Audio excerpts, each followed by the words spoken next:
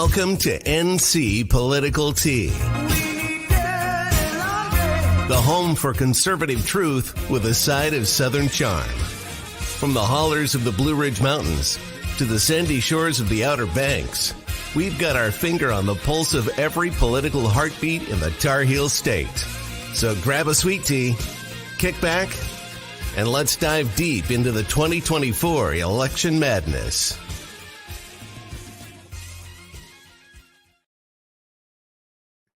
And dive into it we shall tonight. 80s night. I know, neon. Like, this was my fave. This and a pair of Reeboks. High top. That's right. That's right. And the Addabee necklace and Panama Jack shirts. I never had, we weren't into Panama Jack shirts because we didn't have a Mother Fletcher's near us that had all that cool stuff, you know. But we were into, let's see, I was in Pensacola. Yeah, we were just into local shirts. Okay. All right. Well, I was here in North Carolina, Myrtle Beach. And it was, man, if you didn't have the right Panama Jack shirt, I mean. I should go back to the early 80s, because in the early 80s, I was absolutely in North Carolina. But in the late 80s, I was in Pensacola. Yeah. All right. Good times. And we're getting back to the 80s. You know what? I wish I would have saved all my clothes from back then. I did save my clothes from the Limited. And my daughter actually. Limited. Oh, no, you're kidding. I shop at the Limited. I still shop at the Limited. Yeah, who doesn't? Yeah, my daughter actually took a complete outfit. Like back then it was the Outfitters, you know, back out of Africa look. And she altered it because she's tiny and wore it to a costume party as an 80s chick. And somebody's mom goes, I had that outfit. Like in my closet right now. I just paid for it. Yeah. My daughter's wearing this, you know, off the shoulder stuff. I'm like, flash dance. Total flash dance. Yeah. So anyway, guys, this is the ABCs of us, and welcome to the show. We're keeping it light. Yeah, we're keeping it light because there's so much stuff going on. So crazy. There's a lot of crazy going on, and I want to make sure that I capture it. So this is the latest poll. This is 528 Nate Silver's poll. Look, polls are they're not as predictive as they used to be, but we don't have any other way, right? There's no other way of testing what may happen. Especially this year after that debate. But it is interesting you use Nate Silver's poll because he's definitely not a Republican. So for him to even have to admit it in his data with very little bias in his mind that Trump is up so high is pretty astounding. 6.1. So we've always said on this show, we need a 5-point win. We didn't get that in 2020 for whatever reason. But we have to have it. We have to have it. Shouldn't be a problem in having that. We're going to work our asses off to get that. By the way, you're either on the sidelines and part of the problem, or you're part of the damn solution and you're helping every day, all the time. So I know that the libs are really in mourning right now because counties like Robeson now have GOP voting streak. And what's behind the support for Trump? Well, I think people are worried about borders, language, and culture, even if you're a member of the Lumbee tribe, because all of that is under threat with these socialists. And they are. Actually, we may be beyond socialists right now. The commies in the Democrat Party. I think, too, people are they're admitting the truth that we all saw. The man is elderly. He's in bad health. It's clear mentally. Physically, he may be doing fine. He even says that. He even said in an interview, physically, I'm fine. My brain doesn't work. He literally said that. Liberalism is a mental disorder. Well, and, you know, I have to say, you know, compassionately, as a daughter of who came home to take care of her father, I saw that decline, and you definitely can see it. But I think what's really sad is we've made the admission years ago that he was on the decline, and they had to wait until he was humiliated in a debate to actually admit it. And not only admit it, but run with their hair on fire in panic. Well, I think it's funny as hell. And the reason I think it's funny as hell is because the jig is up. So now we know, again, the media lies. I've had firsthand experience with the media lying on me and on candidates that I'm putting forward. I'm going to talk about that later in the show, but they lie. They're a part of a clique. It's like a funnel of BS.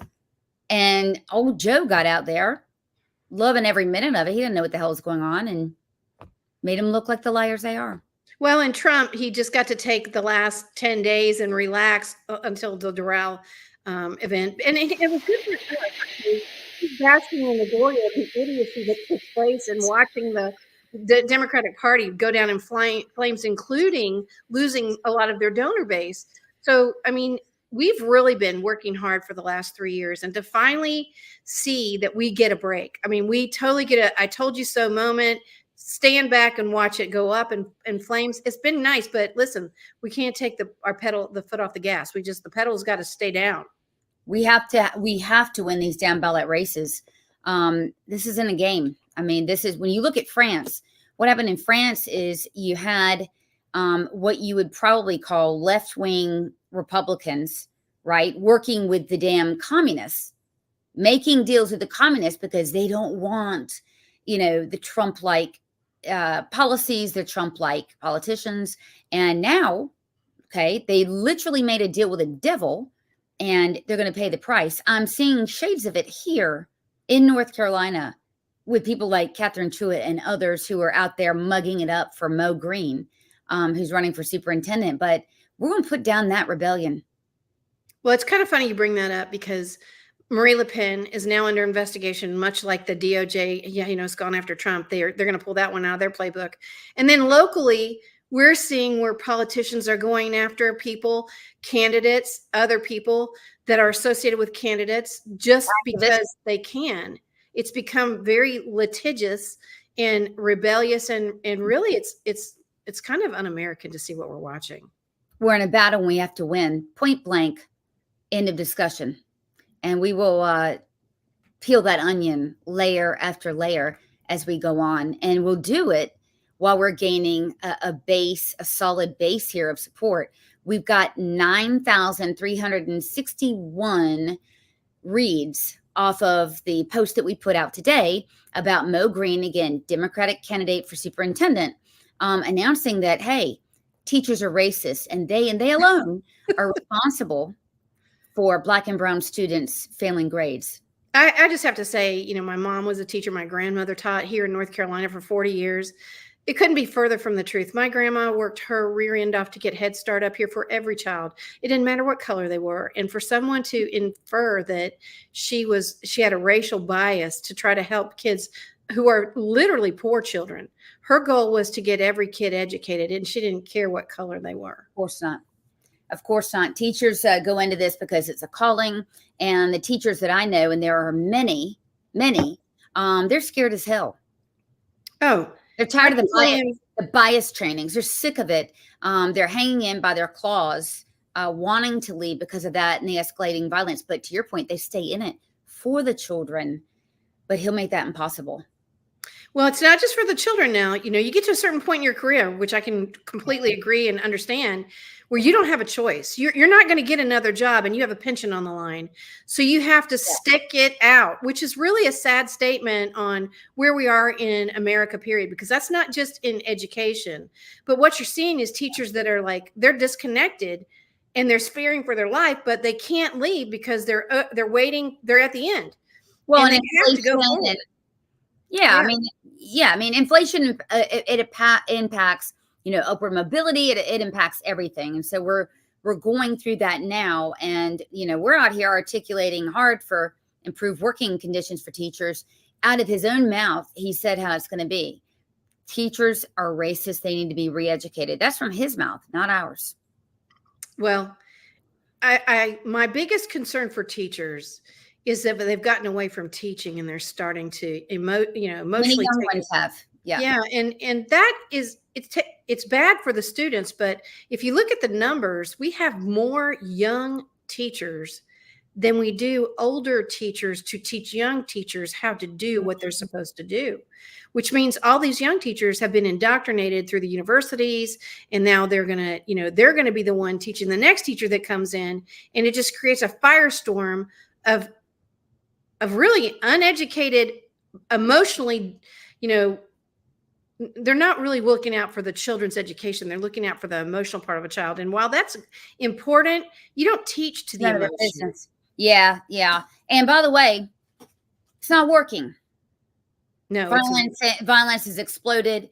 We've reported on that as well, and we're going to continue to report on it. Why? It's an issue. So I want to just say this too for candidates. I've had some interface over the last couple of days with candidates who are in Mecklenburg County, Guilford County, Forsyth, and Wake. And I'm seeing a trend in Republican candidates. Their rhetoric and their campaign rhetoric, their messaging is indistinguishable from Democrats. So I've called them, I've queried them and said, look, what's going on?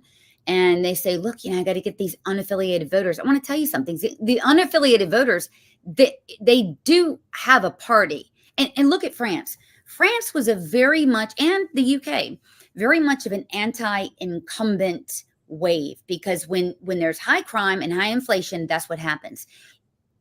Candidates out there in Wake County, et cetera, if you don't give people a difference, okay, in the candidates, I'm going to tell you something right now. Every time a fake Democrat is presented with a real one, people will vote for the real one every single time. Well, and there's another piece to this.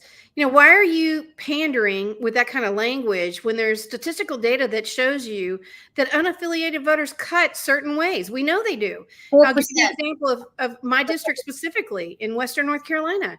That's one of the things they like to say. We're going after rural North Carolina. We're going to get it. No, they're going after them, all right. They're going after them, but they're not going to get them, because how do we vote? Even if we're unaffiliated, we still vote Republican, except Buncombe County. Absolutely. And look, if you don't give people a clear difference, they're not going to vote for you. So stop doing it. And let's go for the trend. So this is back in the day when Obama won the state.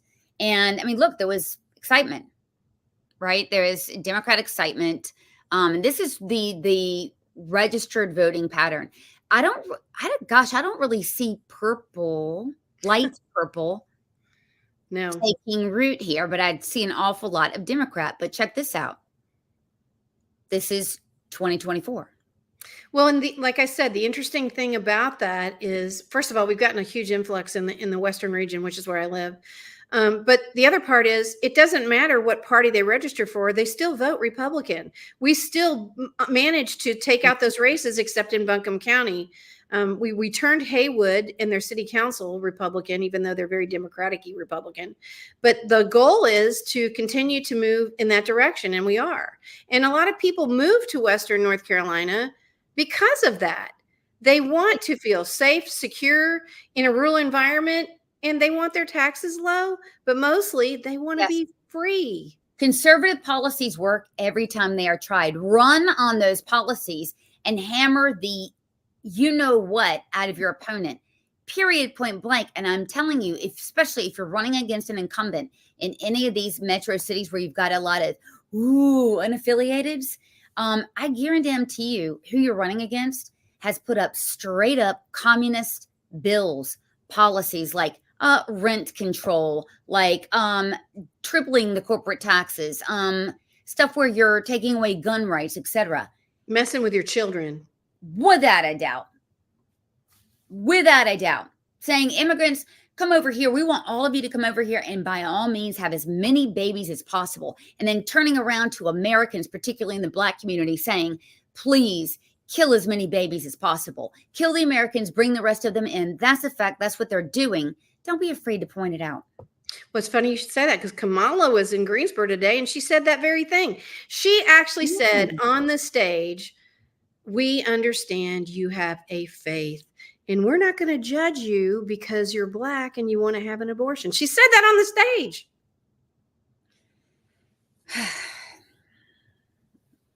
She said, especially my ladies of color.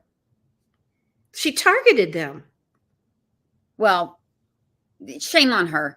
I mean, this has been pandering. The mask is off, but I'm telling you, the mask is off, but the danger is real. You know, The there danger is are real. people. Yeah, there are people that are focusing on politics. So I don't want to hear the bull crap of, oh, nobody's paying attention. Well, I mean, they are paying attention. They actually are. Now, look, this is the great trend that we're heading into. That means voter registration. People willing to identify as Republican. That doesn't mean that people are going to get off their ass and vote come election day. Well, that's the hard work. And that's where the cycle we're getting into. And that's one of the things that on my TikTok channel, I've spent a lot of time on here in the last day or two, is letting people know, listen, we're not going from the top down this time. We're going from the bottom up. Yeah. I don't know who your local dog catcher is, and I don't know who your local, county commissioner is, or your board of elections, or your soil commissioner. But if you send them to me, and you gave me the recommendations, I'm going to get them out to all 100 counties, because we know these people are working hard. They're working 2-3 jobs. They can't take the time to investigate these candidates, but we're going to do it. We're going to send them out when you investigate them, and we're going to help you. Yeah, we definitely are. We know already, we talked about it on Tuesday. School board candidates make a huge difference. So I want to point this out also. You may have already noticed it because we're pretty savvy in this audience. The national media has put a circle around North Carolina and is trying to bash all of our candidates and trying to bash the state itself. We're a swing state. And so they think that they can, with their disingenuous, I just want to say bullshit. I've been dying to say bullshit. Okay. They're flooding the zone. And I'm going to point out a couple stories. And this is the first one that I'm going to point out. This is from USA Today. They're saying, wow, in 2016, they picked up some illegals wanting to vote, but this is just stirring up controversy. Republicans in North Carolina are stirring up controversy, and there's really nothing to see here. And it's just, now they're saying we caught 41 illegals in 2016. And then now this is what she's talking about. This is one of the cases. This is in 2018. Okay. So we caught them a couple of times. So we caught them in 2016. This is 2018. Okay. And I'm going to show you this. This is in 2020. So it's not that we caught some, we keep catching them. And this is the tip of the iceberg. Oh, we even know where they reside, some of them. I mean, there's been a video out from Epoch Times that's from 2019, but what the significance of the video is, that has gone viral again on X because of the content, is that the slumlords that own the facilities or the housing area that these illegals live in, they concentrate on that. They concentrate on illegals that they can move in certain areas. They're from New York, New Jersey. They move them into Georgia and North Carolina. They help them try to vote. Then we're talking in Mecklenburg County. Yeah, and Charlotte, we know who they are. Well, absolutely. And by the way, 41, USA Today conceded there were 41, probably more than that. 41 spoils the election. I mean, anything that causes spoliation in the results, that's a problem. But BS is currency of the realm in journalism. Total crock, total dishonesty. While I'm talking about that, I'm going to put up, let's see if this is the story. Yeah, this is the story right here. So this is I want to say air quote reporter that we know by the name of Brian Anderson. He's a freelance journalist. And I thought he was going to try to be a decent journalist. But here he wrote a story. And I'm going to back up and look at the headline for 1 second. Hang on.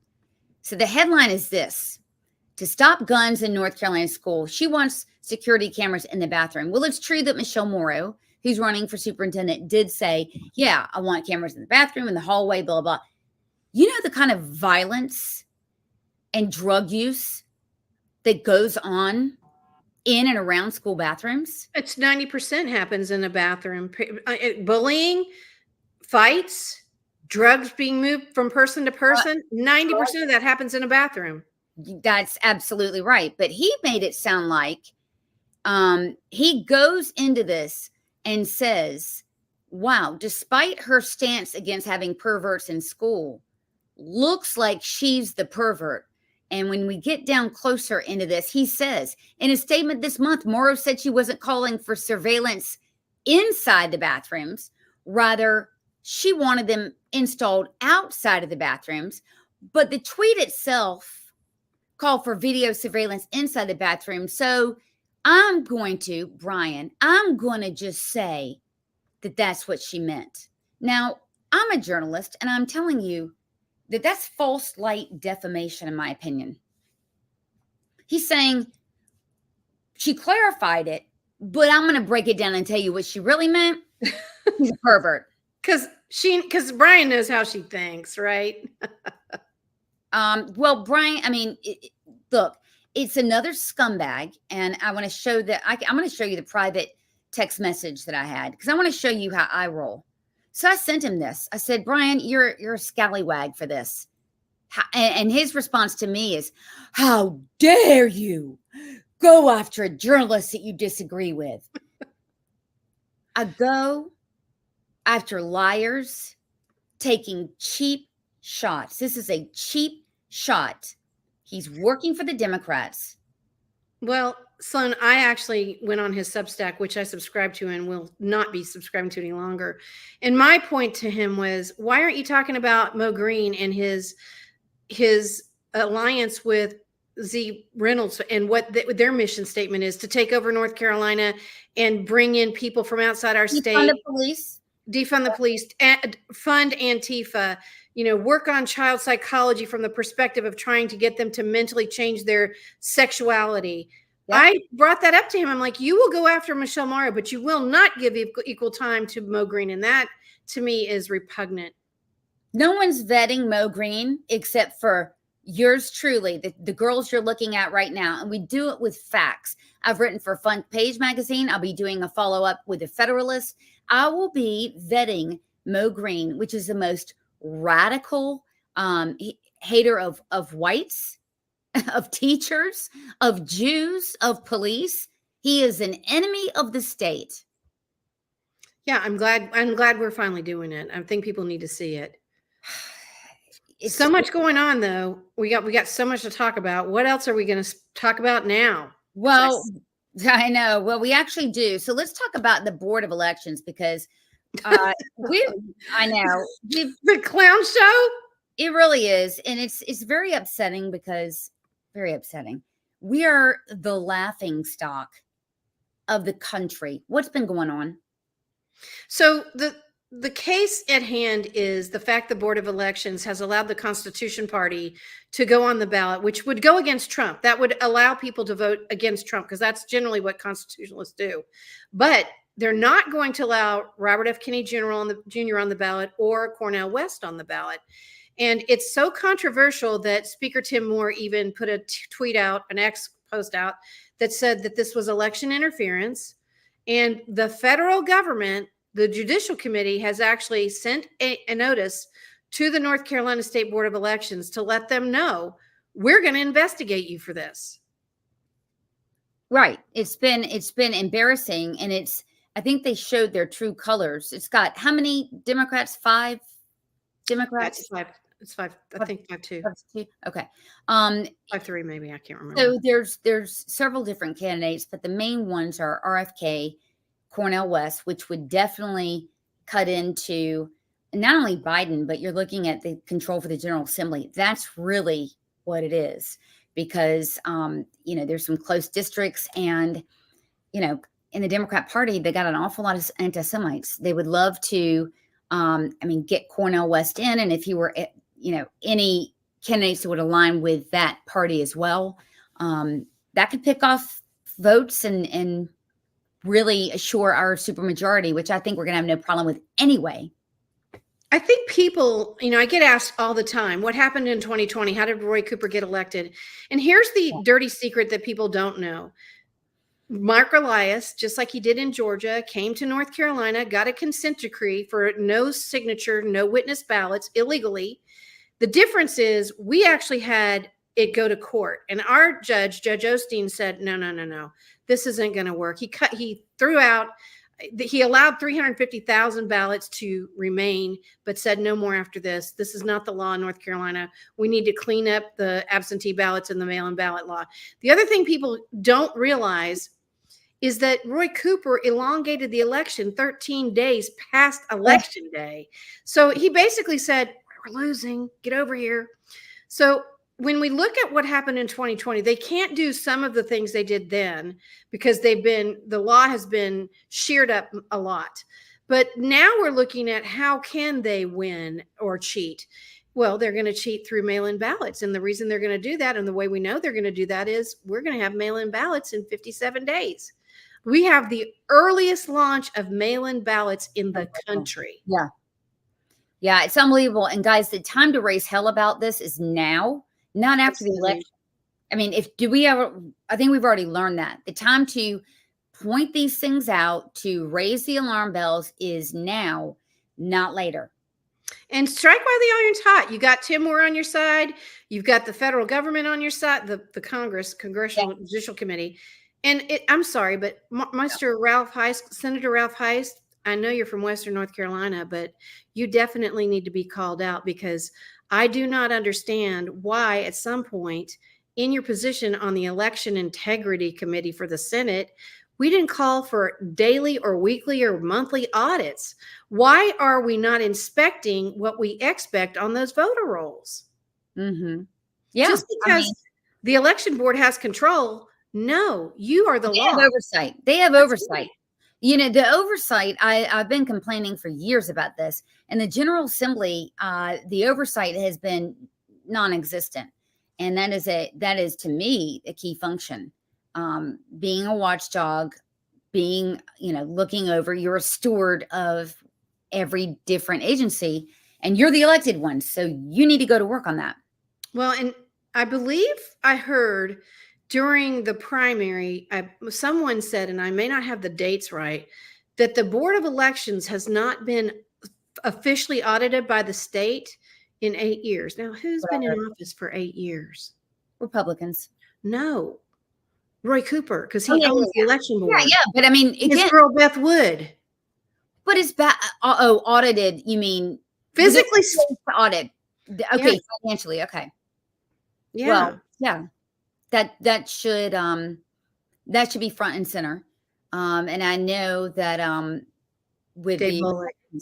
Dave Bullock has made it part of his platform when he won the primary to do just that. We've got to hold him to it. But I haven't heard from him in a while. I wonder what the Council of State, except for the top of the tickets, are doing. We need to hear more from them. And absolutely do. Yeah. So Title IX, something big happened in DC on Title IX. So tell us about that. I mean, Title IX, by the way, is keeping boys out of girls' spaces, like we talked about with Michelle, like the bathroom. And by the way, I'm not so sure there shouldn't be cameras that are aimed at the mirror, big bathrooms in schools, high schools, dangerous schools, toward the spaces where boys walk in. And the doors for sure, in the entranceway of the door for sure. So so I think before we start on the Title IX, I really want to say this out loud. A lot of people in North Carolina know who Peyton McNabb is now, but Peyton McNabb is from my community. She is the female athlete that was struck in the head by a transgendered athlete and had severe, and still does have severe, injuries. And I just want to say the story and the way this captured North Carolinians, it really wouldn't have happened had I not reached out to Sloan and provided her with the actual footage of what had happened, because as quickly as it went up, the local paper, the Cherokee Scout, as liberal as they are, they took it down because they knew that they had overstepped. So I just want to say thank you to Out Loud Sloan, because I know without you, we wouldn't have had that pass in North Carolina. And Peyton, wouldn't have gone on to the federal, to the House this week to help make that happen for all American girls, not just in North Carolina and North Carolinians, but she took it a step further. She spoke in the North Carolina chamber, and she was one of the sole reasons why people voted to keep women's sports for women. And she has taken a lot of heat, but she has persevered. And here she is in DC today, watching and lobbying and testifying to women's sports for the federal in the federal courts. I mean, sorry, the federal House. And I'm just really proud of what we did there. We worked hard, and I owe you a thank you. I called you on a whim. You didn't know who I was. I was just like, hey, I need help. This is just bad. And you were like, okay, tell me what it's about. And what I loved about that story is I gave you all the details and you just ran with it. Like, I didn't have to call you 100 times and say, this is what's going on. I gave you the details. You're a really good journalist. You knew exactly an excellent journalist. You knew exactly what to do.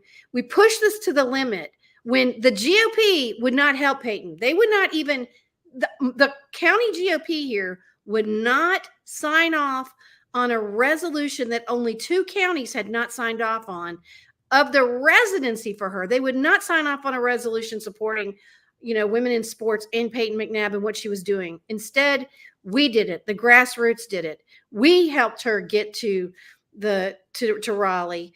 We helped her, get up there and speak. And it was a team effort. It was a great effort. And I will forever be grateful for what you did for my county and for women in sports here. Well, thank you. It was the right thing to do. And at the time, we were the first movers with that.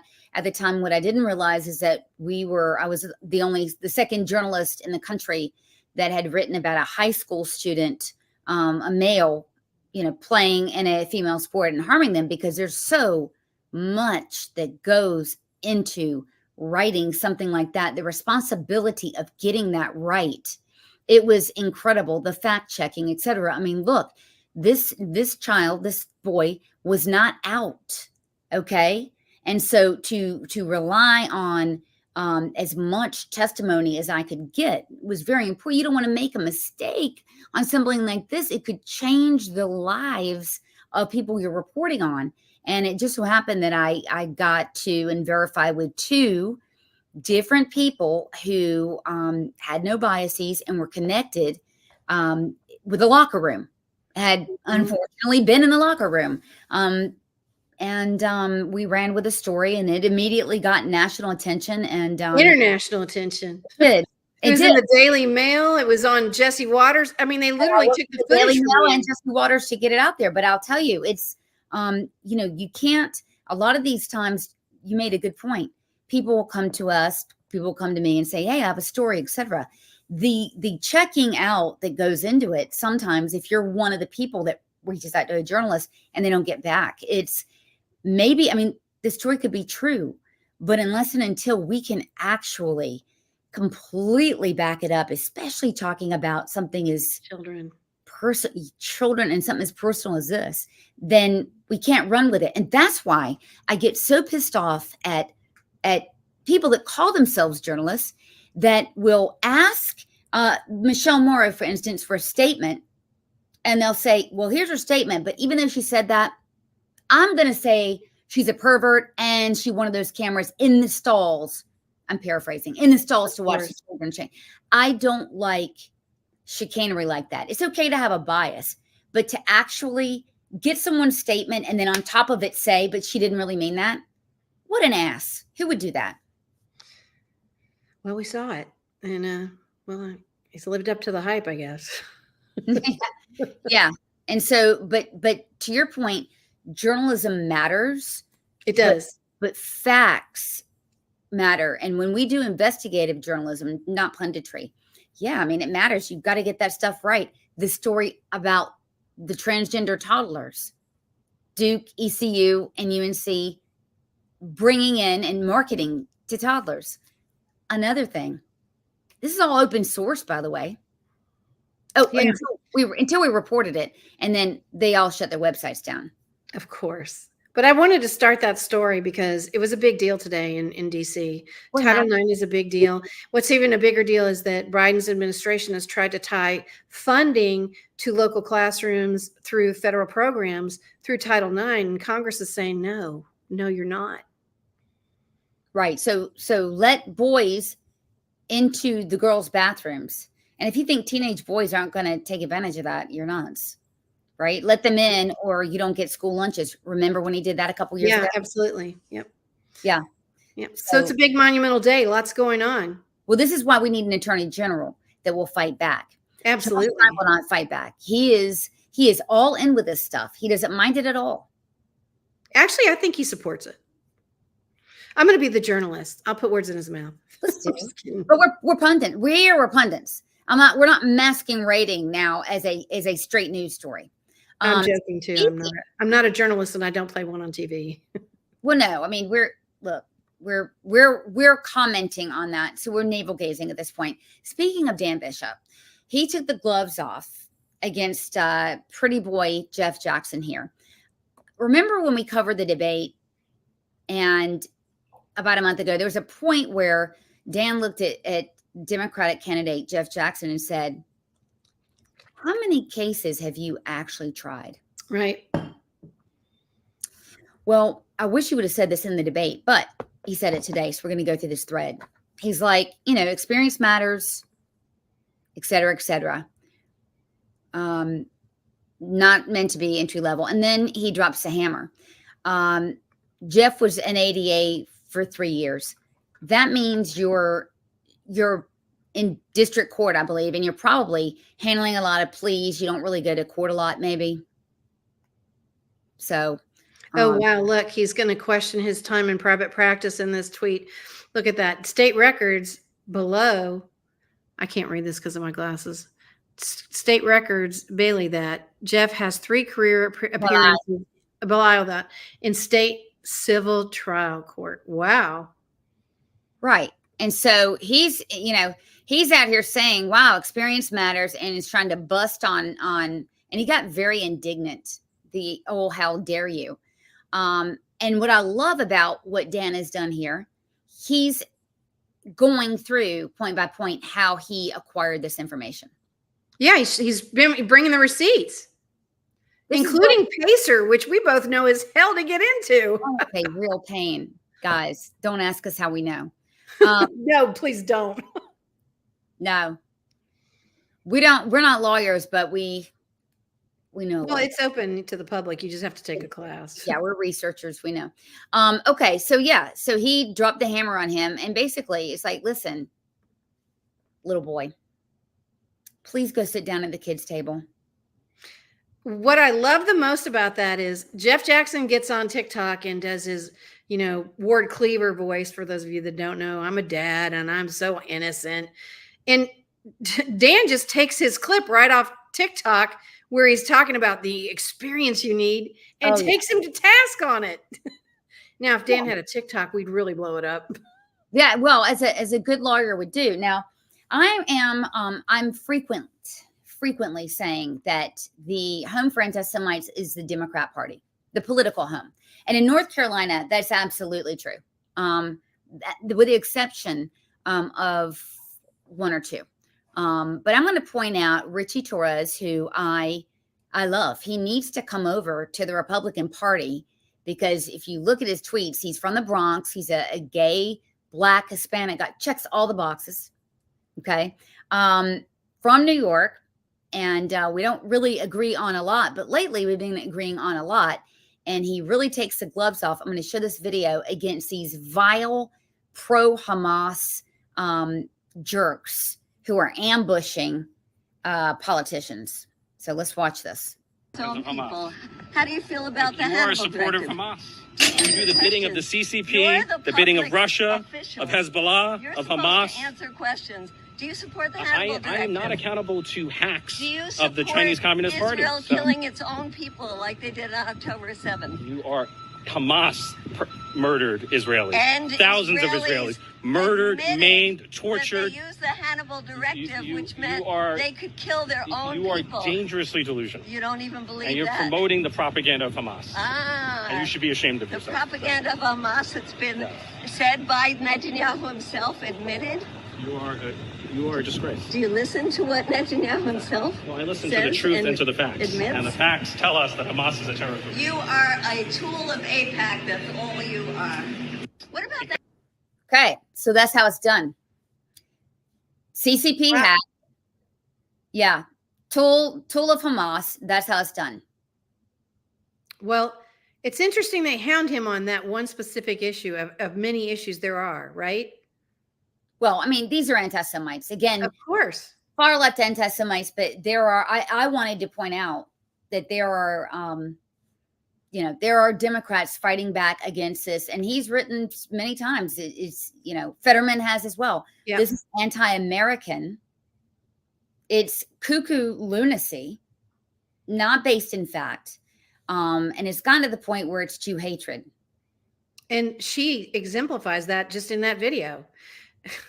To even suggest that Netanyahu would say something a Hamas would say and agree on it is ridiculous.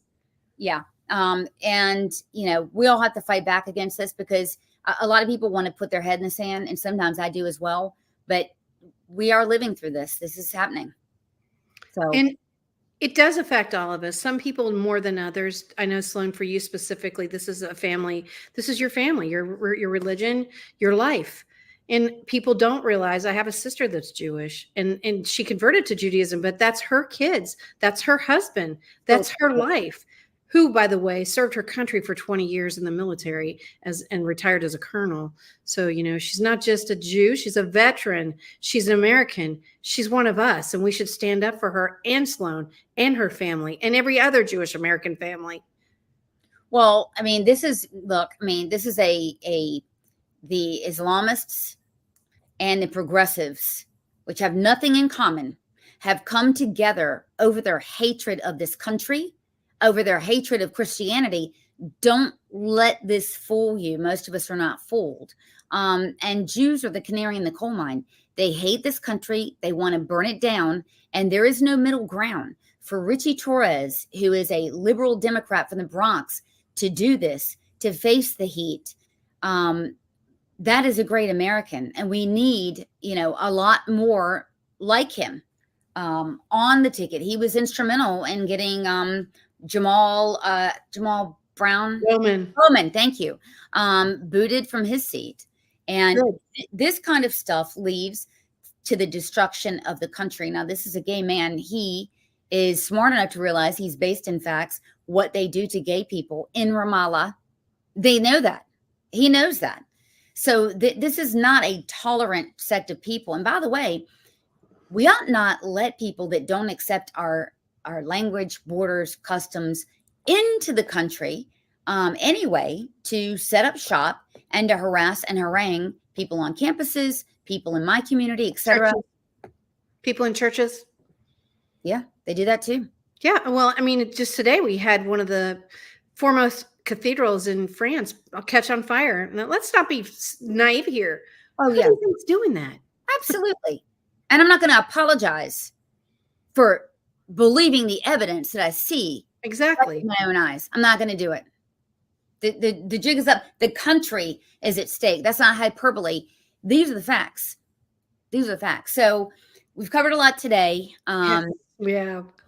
So we covered, the illegal voting, etc. But Oh my gosh, it's getting close to time. Sleepy Joe's going to do big boy presser. Is a big boy presser in 7 minutes?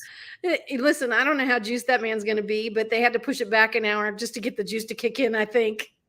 Maybe to let the other stuff wear off. I mean, he's probably in some sort of container, because Sundowners happens at what, 4:30, 4:35. But listen, here's my theory. They juiced him and they had to get him out of the hyperbolic chamber for an hour so his voice wouldn't sound like this. Just kidding. Wow. I mean, I'm going to just say this. I would rather be focusing on the destructive policies that, I know this is bad enough, but I almost wonder if we're, not you and I, of course, but if others are getting too wrapped around the axle with the notion that he's brain dead, etc., even if he weren't, these policies are those of a madman. Well, he's already said his brain doesn't work, but his body does. So who's doing the work that his brain should be doing? That's called a puppet by definition. Exactly. And I think this debate, the statement tonight, I'm very anxious to see if he can pull it off without any more debate-ish looking tactics. And listen, we're going to do a space tonight and listen to it at 6:30. Oh, Yeah, 6:30. Okay. So we and then you can follow me on X if you don't, Margo and WNC. And we're going to do space on it starting at 6:30. But Sunday night, we're going to do a space on North Carolina and the North Carolina State Board of Elections and how they cheat. And we're going to have Carol Snow in there. We expect Jim Womack to show up. I'm sure Jay Delancey will be there. If you want to join, please look for Margo in WNC. I'll be placing it out there for you daily. All you have to do is join X on Saturday night. I'm sorry, I want to say Saturday. It's Sunday night. We're going to start at 7 o'clock. And the goal is to let you all talk and listen to what's really going on in our state with the experts who go up against the North Carolina State Board of Elections all the time.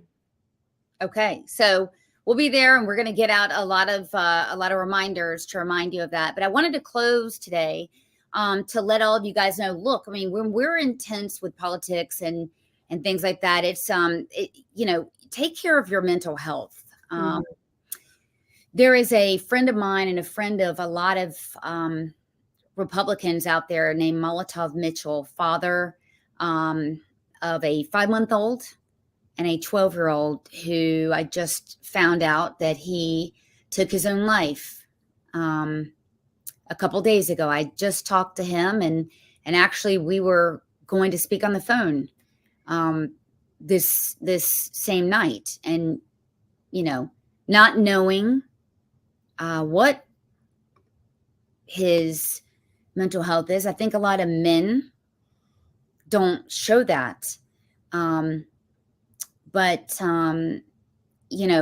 just the pain and destruction that stuff like that leaves behind. So, be as activists, we want to criticize the policies and practices of people, right? But never dehumanize. And that's where we go too far. So, check in with people, even if it's people that you don't see eye to eye with, if you see them struggling. Yeah, I'm really sorry to hear about that, Sloan. I didn't know him, but I pray for his family and for you and your family and every other person that's been touched by him. He clearly meant a lot to you, and take care of yourself and reach out to someone. Yeah, always. By the way, if you're listening to this and you don't even know us very well, I don't care. Message us. We love to talk. Absolutely. Right. And one of the great things about, politics and being involved and volunteering, if done right, and we do want to do it right, it's a fellowship of people with common values and shared goals, and it should be positive and kept positive. Absolutely. So you never know what's going on in people's lives. Now is the time to go and reach out and really be there for others. For sure. All right, guys. All right. Take care, Sloan. We'll see you Tuesday night.